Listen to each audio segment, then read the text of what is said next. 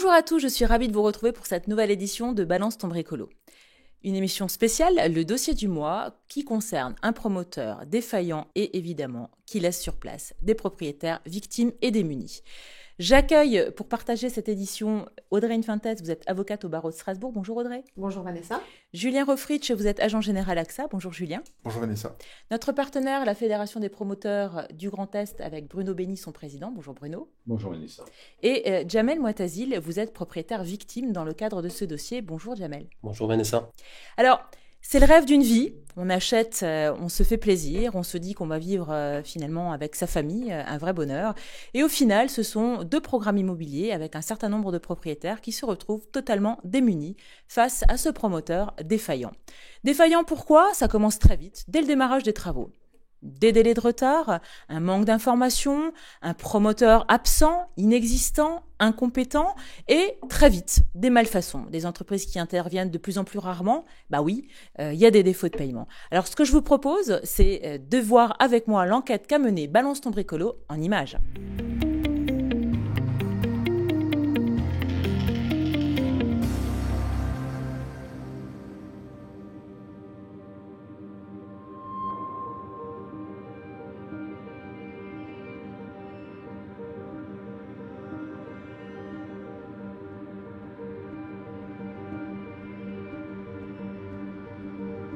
C'est juste accessible comme ça. Donc il y a un gosse qui tombe.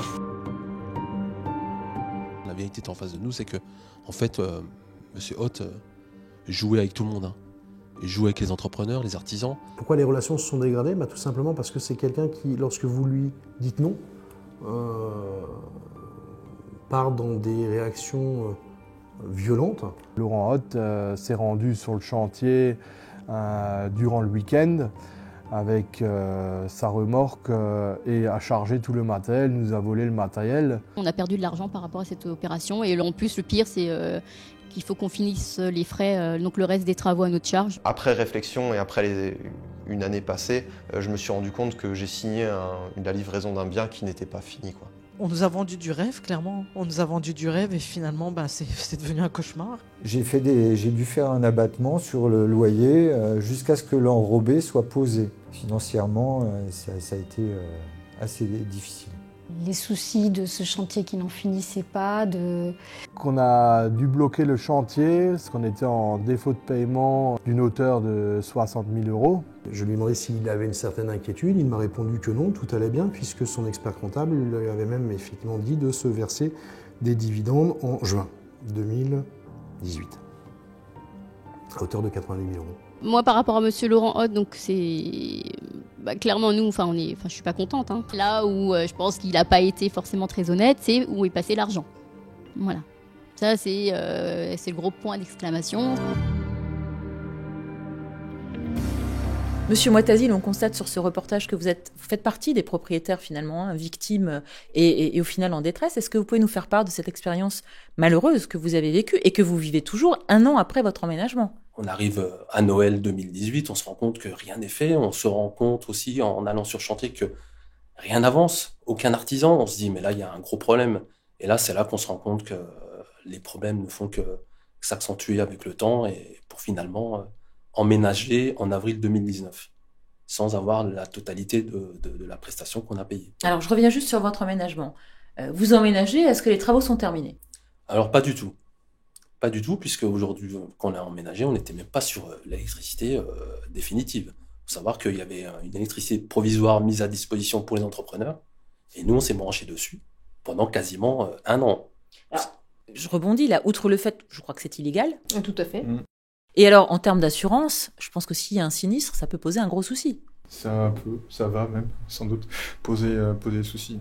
Pas forcément pour les garanties par rapport à monsieur, mais le recours sera quasi inexistant.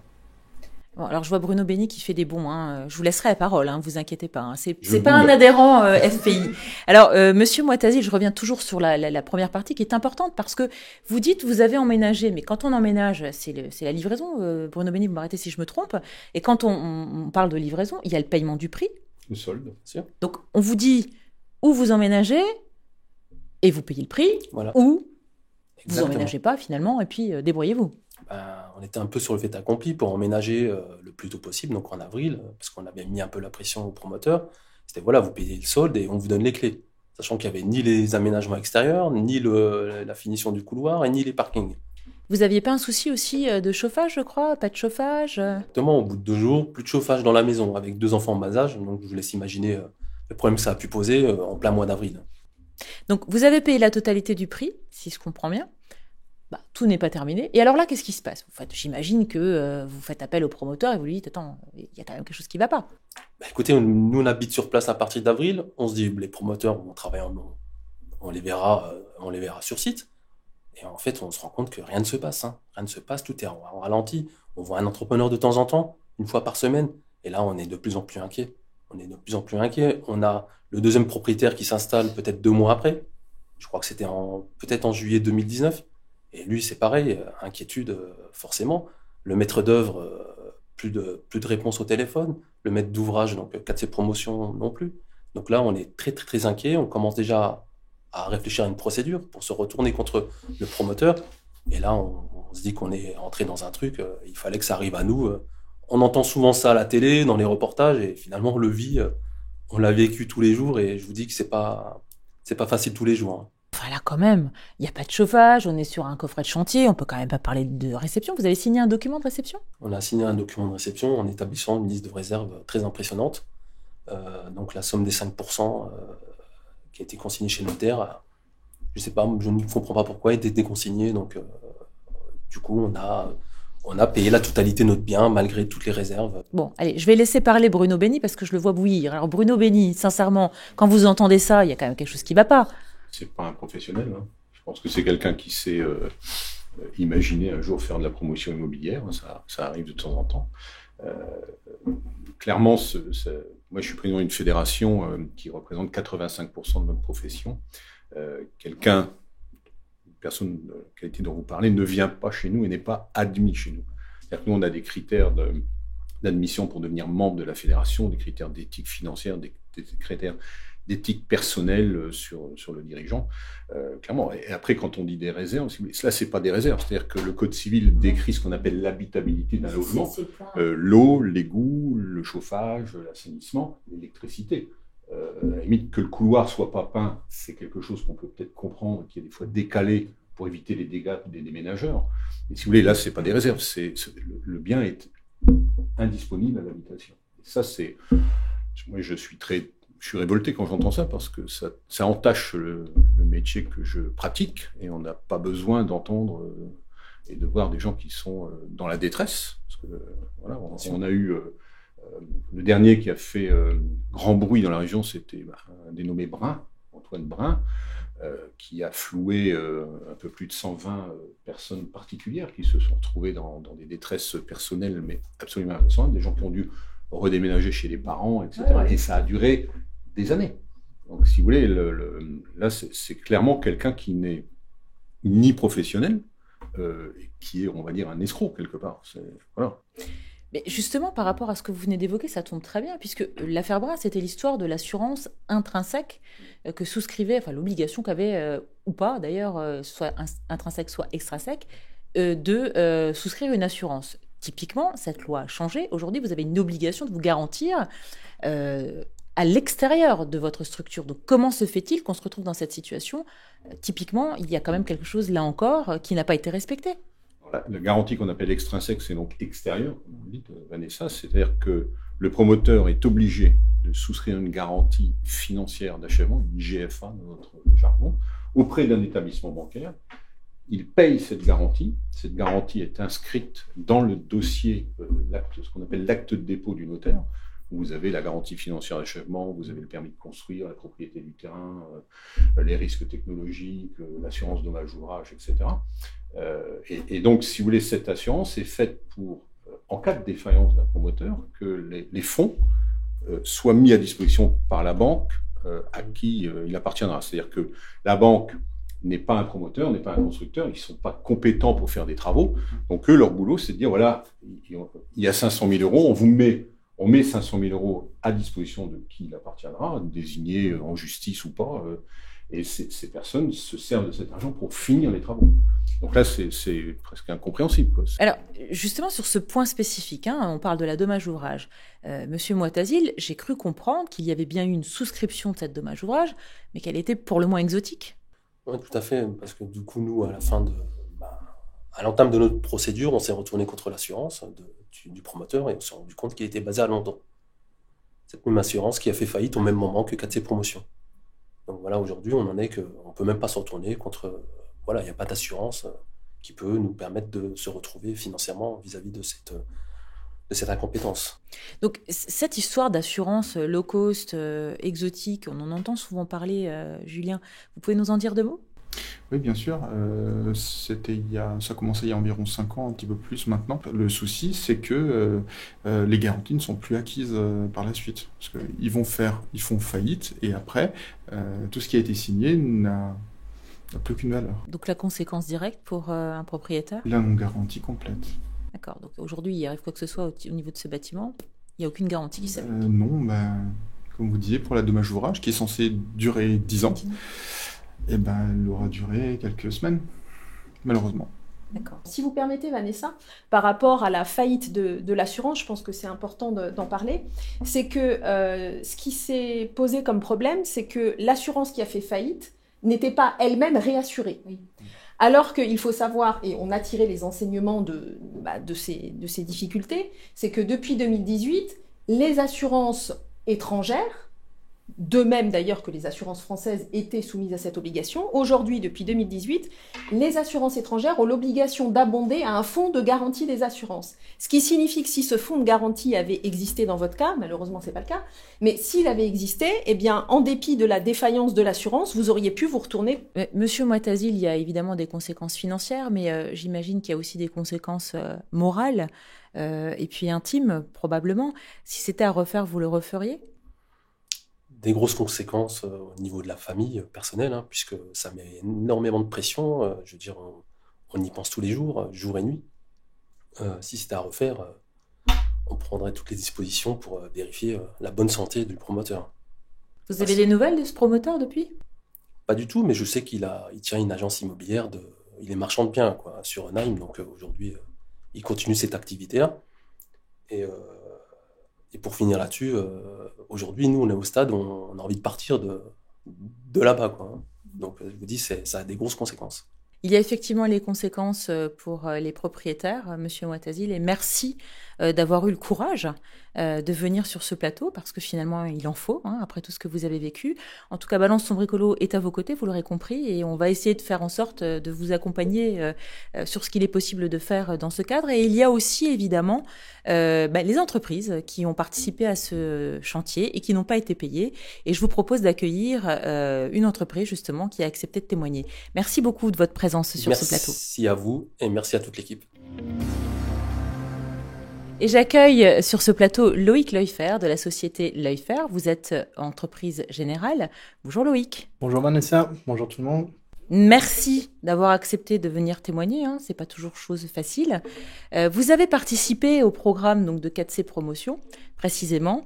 Vous êtes intervenu sur ce chantier. J'aimerais que vous m'expliquiez en 2 mots ce qui s'est passé. Donc le chantier a débuté jusqu'à un moment où on n'a plus été réglé.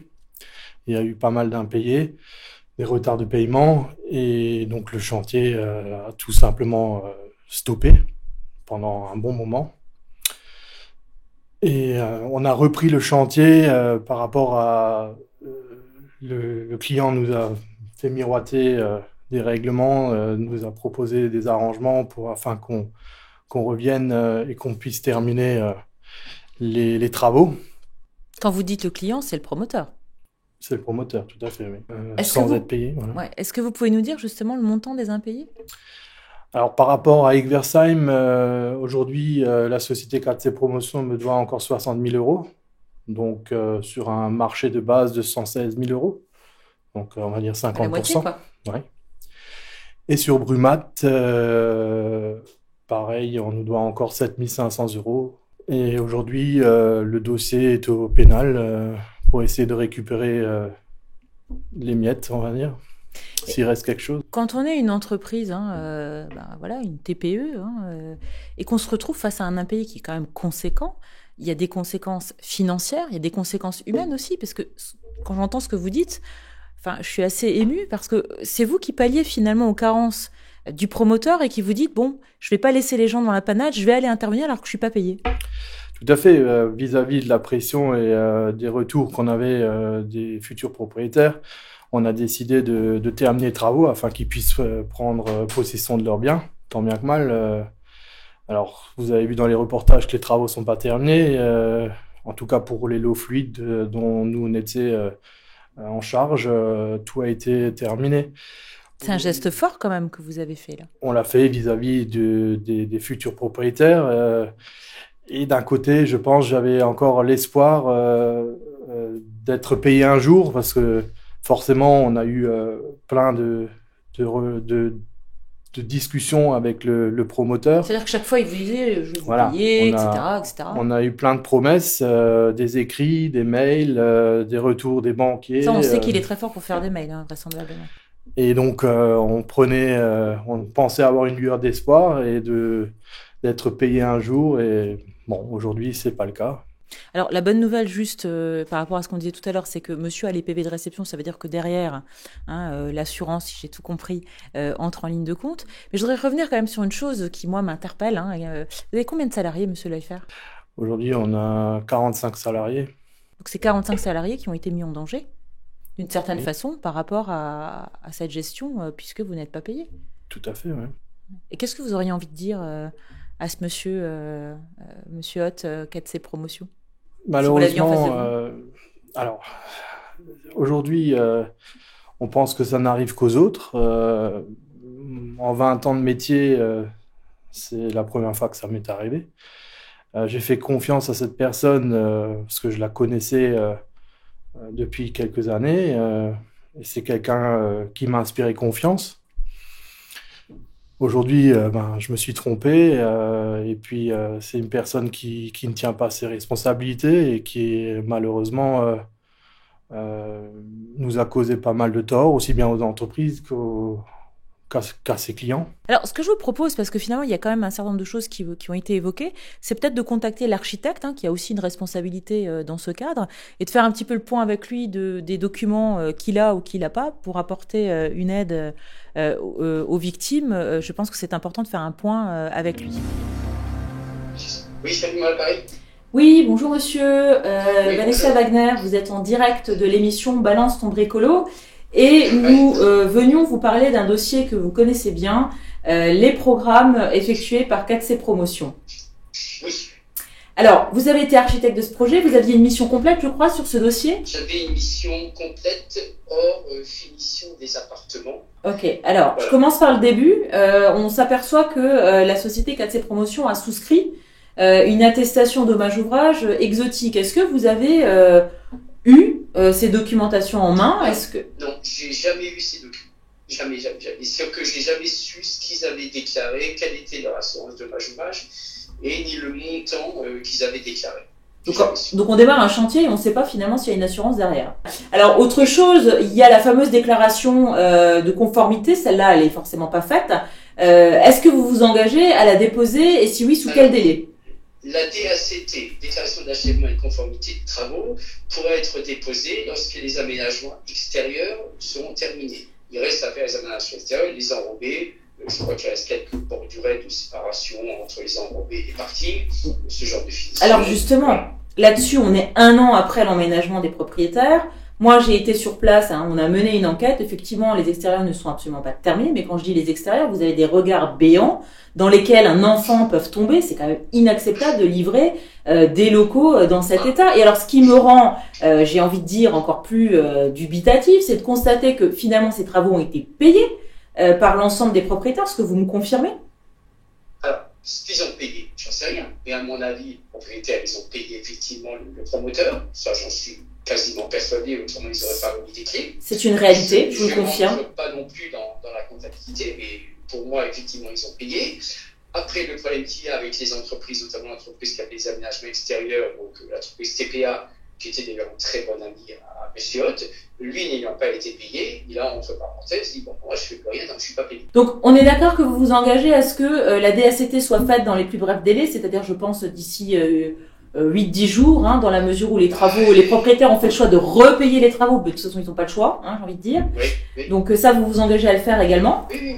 D'accord. Simplement, ce qu'il faudra, si vous voulez, c'est qu'on voit qui peut signer cette DACT. D'accord, ça c'est un point de droit qu'on va En théorie, c'est le maître d'ouvrage, théoriquement casser la caution. Si effectivement, il faut voir qui peut signer cette DACT maintenant. Donc, son mandataire. Alors son mandataire, me dit-on sur le plateau, je pense que c'est un point juridique qu'on va effectivement élucider pour accompagner les propriétaires. Alors, dernière question que j'ai envie de vous poser, parce qu'on en a échangé avec à peu près tout le monde sur ce plateau, et puis avec d'autres qui ne le sont pas, puisque on a des attestations de témoins quand même assez significatives. Je repose la question, en fait on a constaté que tout a été payé, mais où est passé l'argent? Ah bah ça, j'en sais rien. Je ne sais pas. Moi, je ne sais pas du tout où est passé l'argent. C'est une des questions d'ailleurs que tout le monde se pose un petit peu, que ce soit les entreprises, je pense les acquéreurs eux-mêmes, en ne comprenant pas pourquoi les travaux ne sont pas terminés. Je n'en sais rien. Moi, je sais que moi-même, je n'ai pas été payé intégralement. Enfin, c'est magique quand même. Tout le monde a payé. L'argent a disparu, personne n'est payé. Il y a quand même une question qui se pose. Oui, mais ça, c'est bon. Je veux dire, hein, si on peut faire des recherches, on y trouve facilement. Où est passé l'argent? D'accord, ok. Écoutez, ça, merci. C'est pas de mon ressort, mais s'il y a une procédure qui est lancée pour chercher où est passé l'argent, ça se trouve. Hein. C'est pas le premier promoteur qui serait parti, comme on dit, avec de l'argent. Hein. Oui, il est parti avec la caisse, quoi, en clair. Il s'est fait plaisir. Avec la caisse, voilà. Bien. Ok, bah écoutez, Monsieur Chalumeau, merci pour votre intervention. Je vous propose de vous recontacter la semaine prochaine, comme on vient de... Je reste à votre disposition quand vous voulez, il n'y a aucun problème. Très bien. Merci d'avoir répondu à notre appel. On ne manquera pas de vous rappeler, effectivement, pour aller jusqu'au bout, en tous les cas, de l'accompagnement qu'on s'est engagé à avoir. Merci, monsieur. Au revoir. Merci, au revoir. Bon, alors c'est un peu hallucinant quand même ce qu'on entend. Hein. Il y a des documents qui manquent dès le départ. Il y a des choses qui sont pas claires. Tout le monde sait que l'argent est arrivé. Personne ne sait où il est passé. Mais enfin, on suggère quand même un certain nombre de choses, hein, vraisemblablement. Bruno Benny, quand on entend cette histoire, on se demande si on est en train de tourner un film. Vous en pensez quoi? Je suis révolté. Je suis triste pour que ce soit les entreprises. Donc bravo pour ce que vous avez fait. Je trouve que c'est humainement remarquable. Vraiment triste pour les propriétaires qui ont vécu tous ces dommages. Il y a des familles qui se détruisent, hein, des divorces qui découlent de ce genre de soucis. Encore une fois, chacun son métier. Alors, je ne connais pas personnellement M. Hoth. C'est un agent immobilier. Vraisemblablement. On ne s'invente pas promoteur immobilier comme on ne s'invente pas pour des tas d'autres métiers, en tous les cas, ou au moins, si on a la volonté d'en faire, ben on essaye de faire en association avec des gens ou des promoteurs reconnus pour apprendre le métier, etc., et pas emmener tout le monde dans la nasse. Je ne sais pas si c'est un incompétent notoire, si c'est un escroc, ou si c'est les deux. Mais en tous les cas, si tout le monde a payé 100% de son bien et que l'argent a disparu, ça, à mon idée, je crains que ça ne soit quelque chose de préparé. Parce que quand il y a une promotion immobilière, il y a ce qu'on appelle un compte centralisateur. C'est ça. Les gens les propriétaires qui reçoivent les clients qui reçoivent des appels de fonds, le reçoivent avec un RIB sur lequel ils sont obligés de verser. C'est dans l'acte notarié. Donc, si vous voulez, l'argent arrive sur un compte bancaire, qui est le compte bancaire de l'opération, compte dit centralisateur, et il y a bien quelqu'un qui a le pouvoir de retirer l'argent de ce compte centralisateur, c'est une personne qui a la signature bancaire, qui est donc forcément le gérant. Donc ça serait intéressant d'aller voir, et ça s'était fait pour l'époque de l'affaire Brun, d'aller voir où est parti cet argent, sous quelle forme, parce que c'est bien facile de dire, je prends l'argent, je le verse à une de mes sociétés sous forme de frais de gestion, d'honoraires, de tout ce qu'on veut, et puis on laisse tout le monde sur le carreau. Oui, en gros, j'en bénéficie à titre personnel et je laisse tout le monde... On peut le présupposer, en tous les cas, et des personnes comme ça, l'interdiction de gérer, c'est pour moi un minimum.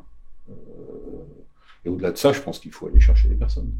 Alors c'est souvent long, hein, ne pas me contrarier sur le sujet, la justice est très longue, mais il ne faut pas laisser les choses en l'état.